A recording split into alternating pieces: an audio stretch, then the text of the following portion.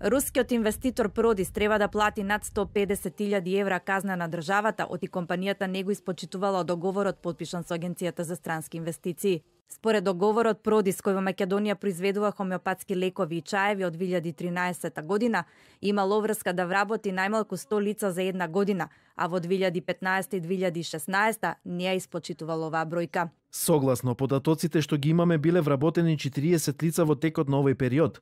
Заради тоа Агенцијата за странски инвестиции почна постапка за наплата на средства поради активирање на договорени пенали за овие 2 години. Директорот на агенцијата Дарио Николовски во телефонски разговор не откри детали околу казната и не одговори дали има и други странски инвеститори кои не ги почитуваат договорените обврски. Без коментар и компанијата Продис. Инаку Продис инвестираше 15 милиони евра, а пред 2 години го запре производството, откако компанијата во 2013 и 2014 направи загуби од речиси 3 милиони евра.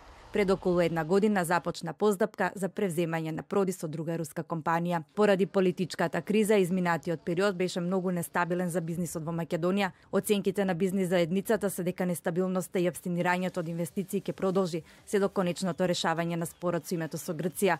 Но и покрај тоа, новата влада успеа да потпише 2 нови договори за инвестиции во тир зоните, и тоа според условите од мерките за економски раст. Фармацевската компанија Саген ќе гради фабрика за лекови во Бунарџик, а компанијата ВИК во Прилепската зона.